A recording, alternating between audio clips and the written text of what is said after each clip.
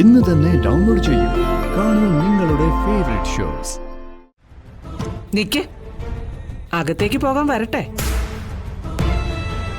നിങ്ങൾ എന്തിനാ വന്നേന്ന് പറഞ്ഞില്ലല്ലോ. സത്യമേ, പപ്പി മോളെ കൊണ്ടുപോവാൻ. പപ്പി ഇവിടെ ഉണ്ടെന്ന് നിന്നോടാരാ പറഞ്ഞത്?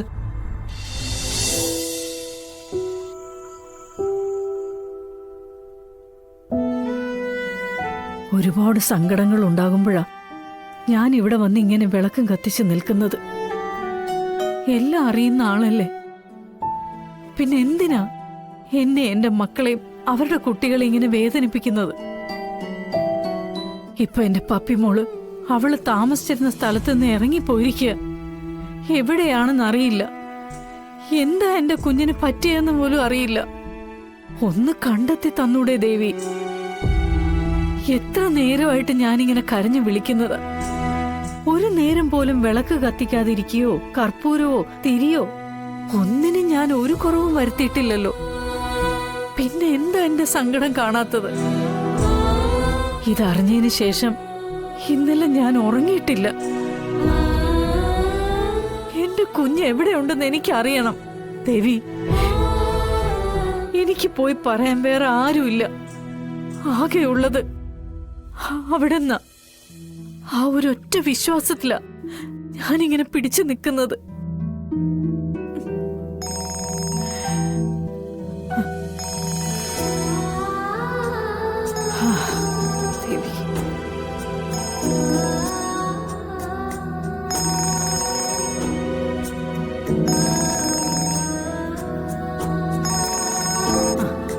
ഹലോ. ആ അമ്മേ, പപ്പി മോള് സത്യാമ്മയുടെ അടുത്തുണ്ട്. ഓ മോളെ, അവക്ക് പേടിക്കാനൊന്നുമില്ല. ഞങ്ങളിപ്പോ അങ്ങോട്ട് പൊയ്ക്കൊണ്ടിരിക്കുക. ഞാൻ വിളിക്കാം അമ്മേ. ശരി.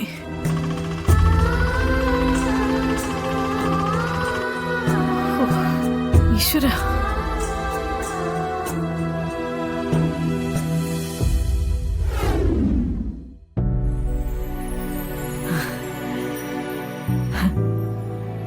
അപ്പൊ കാര്യമായിട്ട് പറഞ്ഞ കേക്കുമല്ലേ?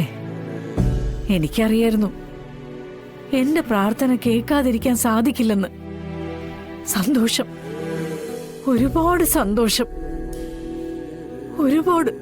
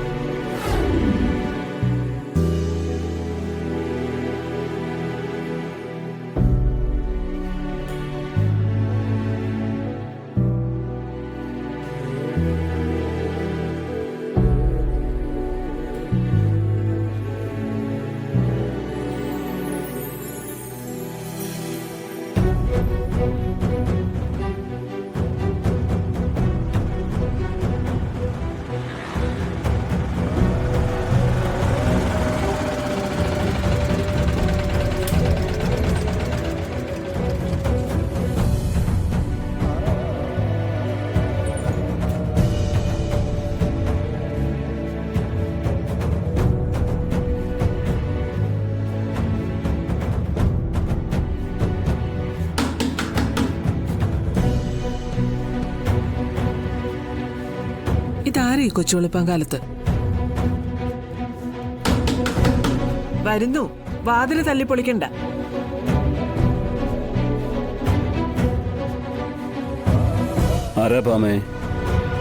ആരാന്നറിയില്ല രാഘവേട്ടാ, നോക്കട്ടെ.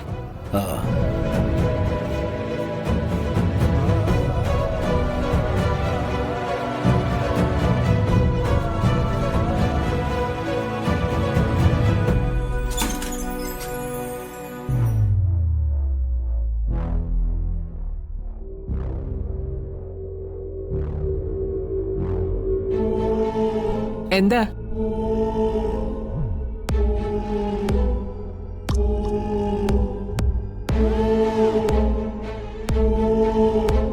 എന്താ വന്നെന്നാ ചോദിച്ചേ? ഇങ്ങനാന്നോ ഭാമേ വീട്ടിൽ വരുന്നവരോട് സംസാരിക്കേണ്ടത്?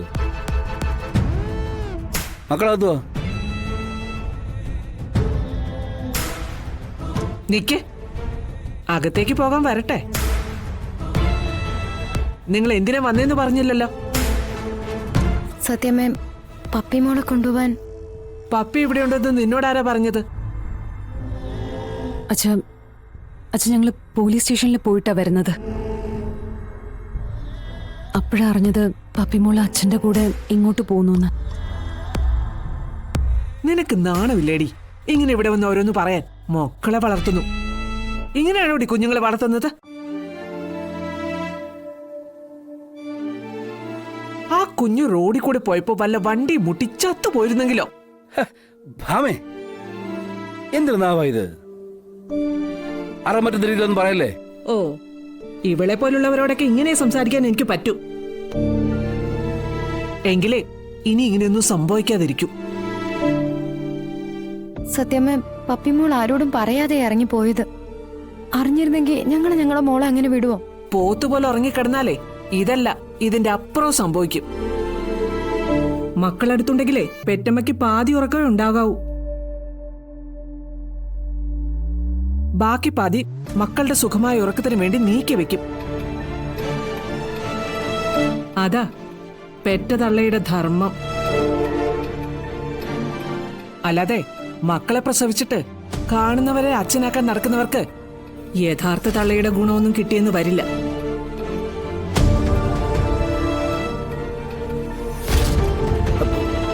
ഭാമേ, നീ ചുമ്മാ കാടർ സംസാരിക്കുക. ചേച്ചമ്മ,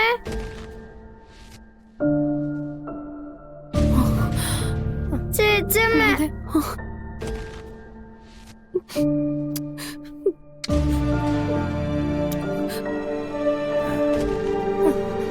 മോളെ, എന്റെ പൊന്നു മോളെ, നീ എന്ത് പണിയായി കാണിച്ചേ? രാത്രിയിലൊക്കെ ഒറ്റയ്ക്കിറങ്ങി നടക്കാന്ന് വെച്ചാ? എനിക്ക് ആ വീട്ടിൽ നിൽക്കാൻ പേടിയമ്മേ. ഞാൻ അങ്ങോട്ട് പോരില്ല, എനിക്ക് അവിടെ ഇഷ്ടമല്ല. മോളെ, ഞാൻ ചേച്ചമ്മയുടെ ഒപ്പം പൊക്കോളാം.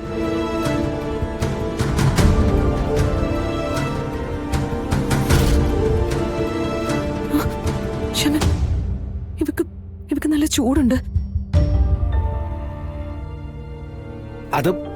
അത് പേടിച്ചിട്ടുള്ള പനിയായിരിക്കും മോളെ. അതൊക്കെ മാറിക്കോളും. എന്നിട്ട് രാത്രി ഒരുപാട് അലഞ്ഞല്ലേ. എന്തിനാ മോളെ ഞങ്ങളിങ്ങനെ പേടിപ്പിച്ചേ? ചേച്ചിയമ്മയും അമ്മയൊക്കെ എന്തോരം സങ്കടപ്പെട്ടെന്നറിയൂ. ഇനി ഇങ്ങനെയൊന്നും ഉണ്ടാവല്ലേ. ഞാൻ ആ വീട്ടിലേക്ക് പോയില്ല ചേച്ചമ്മേ. എനിക്ക് അച്ഛനെ പേടിയാ. വേണ്ട, എന്റെ മോള് പോണ്ട. മോള് ചേച്ചിയമ്മയുടെ കൂടെ നിന്നാ മതി. അവിടെ ആവുമ്പോ സത്യം കൂടി ഉണ്ടല്ലോ.